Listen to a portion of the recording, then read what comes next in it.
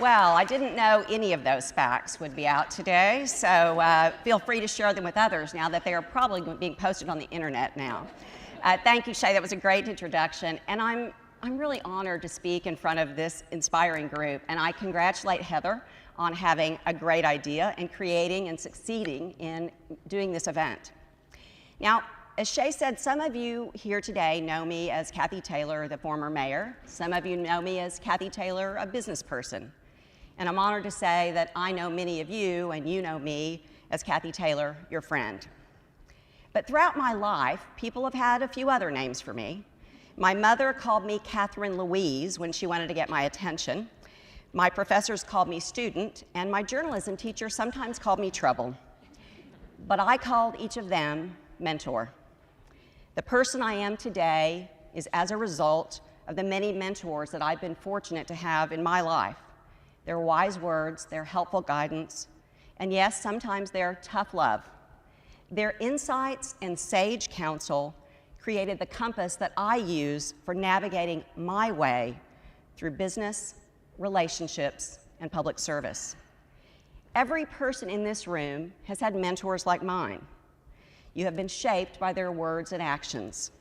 The magic of mentorship indeed touches everyone. Now, some people, when they hear the word mentor, conjure images of a white-haired, bearded man sitting in front of a fireplace, smoking a pipe, and bestowing his worldly knowledge.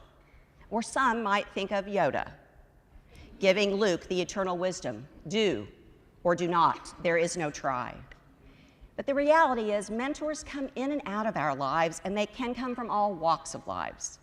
For some people, your mentor might have been a teacher. For some of you, it might have been a boss or a coworker, and others, it might have been someone within your own family. Mine have been in all those places.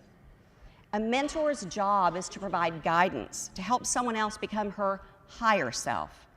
It could be helping someone achieve business success. It could be guiding someone along their spiritual journey, or it could be helping someone make sense out of her relationships. Mentors ask good questions. They help someone open their eyes to new possibilities. They provide encouragement. They give you nudges to take moving steps forward. And on occasion, they might give you the good, swift kick from behind that you just might need. Now, your invitation said that every diamond was once a piece of coal. Every pearl was once a piece of sand. Mentors are the ones who polish us and let us shine after our most difficult and high-pressure situations.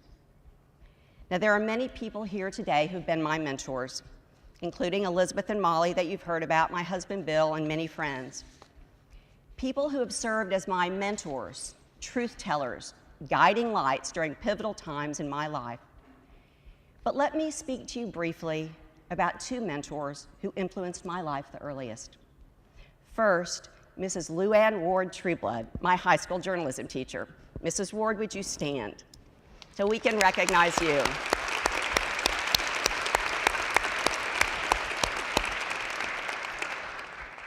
Her mentorship taught me not to be afraid to make bold decisions after being armed with the facts. You may remember, Mrs. Ward, that when our high school's administration tried to censor an article that we were publishing in the high school newspaper, she helped me develop courage and passion for the truth and for making a difference.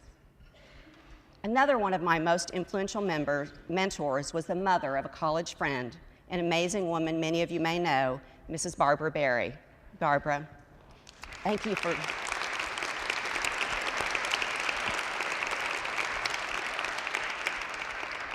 Thank you for being here.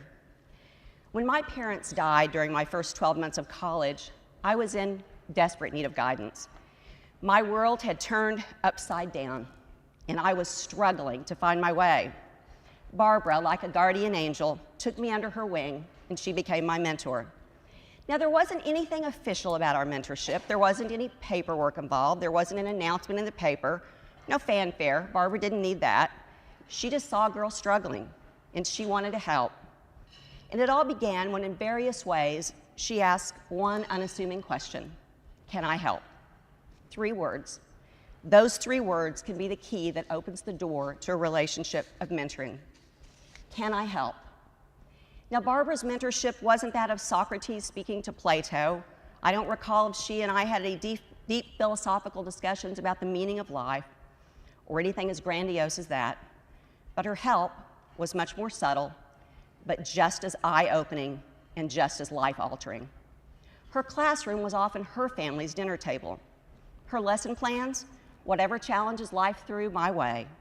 She helped me with seemingly simple tasks like balancing a checkbook, sending thank you notes, and applying for a job. But through those tasks, in a Yoda-esque way, I learned financial responsibility. I learned the importance of showing appreciation, and I learned the power of resiliency. 3 words, can I help? Anytime she saw me struggling, 3 words, even when I was too proud to ask for help. Those words became a blessing to me because I knew she was there, and when I had a problem that otherwise would have been completely overwhelming to me, I exhaled in relief because right then I knew I didn't have to bear that burden alone. I knew she was there to take my hand. So who has mentored you? Who has asked you, can I help? And with those 3 words, sent your life in a trajectory that helped you become the person that you are today. When did you succeed because of their counsel? Who has earned the title of you calling them mentor? Think about it and the gratitude that you feel because of these people, these guiding lights that helped you up when you stumbled.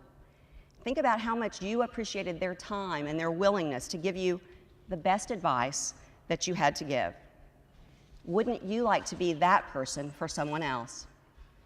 Right now, there is someone who is where you were. They are trying to find their way. They don't see the path that you have forged for them to follow. They just need someone to be their guide. Mentors can be anyone from anywhere at any time. So today, I ask each of you to consider becoming a mentor. And ladies, I hope that you will consider becoming a mentor specifically to a little girl or a young woman. I believe there is something extra magical about women mentoring women. Now, nothing against the gentlemen of the world. I know they need guidance just like the rest of us. But I do believe that as a society, women need to make more of an effort to mentor our young ladies. Women do face unique questions and challenges. We all know that women must answer the question about having a family earlier than men. There's no denying that. Does she want to have kids? If she does want kids, what would she want her life to look like? Would she like to be a career mom, a stay-at-home mom, or a hybrid? To answer each of these questions are personal and difficult to navigate. Each one comes with its own set of consequences and follow-up questions that need even more answers. Having someone who has been through it before, through this same maze of if this, then that, confusion, stress, and soul-searching can significantly help a woman shape the life she wants for herself. Even in the workplace, women are still fighting certain battles. Women earn 77% of their male counterparts. Female CEOs make up only 4.2% of the CEOs of Fortune 1000 companies. Women face unique challenges, and they need mentors to help them see opportunities where they might otherwise only see obstacles. There is one more reason why I think mentoring a woman may have a larger ripple effect. In 2007, Oprah Winfrey opened her Leadership Academy for Girls in South Africa. When she opened the school, many reporters asked her why she had opened a school just for girls. She adamantly replied, "When you educate a girl, you can change not just her life, you start to affect a family, her community, and her nation. When you educate a girl, and the girl becomes a mother and a woman who understands the value of an education, she passes that wisdom to her children." Mentors not only shape the person, they shape a family, which shapes a community. And this is even more true when you choose to mentor a woman. There truly is magic in mentoring women. Now, if the prospect of changing a community through one person seems a little daunting, let me help you out. What is the job of a mentor exactly? Well, mentors are the ones that you can call when all you have is questions and no answers. They are the ones you can share your fears with, even when you want the rest of the world to believe you are strong as ever. And sometimes a mentor is just there to listen. You could mentor someone who is in your life right now, or you could become a part of a local mentoring program. You could find a relationship through the Mayor's Mentoring to the Max program, which the Junior League helped launch when I was mayor, and Victoria Bartlett has graciously continued. You could go to Big Brothers or Big Sisters, Campfire, Girl Scouts, or any number of others. You can formally mentor someone and talk to them on a weekly basis, or you could simply let them know that you're there for them when they need you. I know some of my favorite discussions with my mentors have involved a bottle of wine, some great laughs, and occasionally a few tears. During those discussions, I was my most vulnerable, but by the end of them, I felt my most powerful. They instilled the strength that I needed to keep pushing forward. Your mentorship style can be as unique as you are. The method isn't as important as the intention to help someone.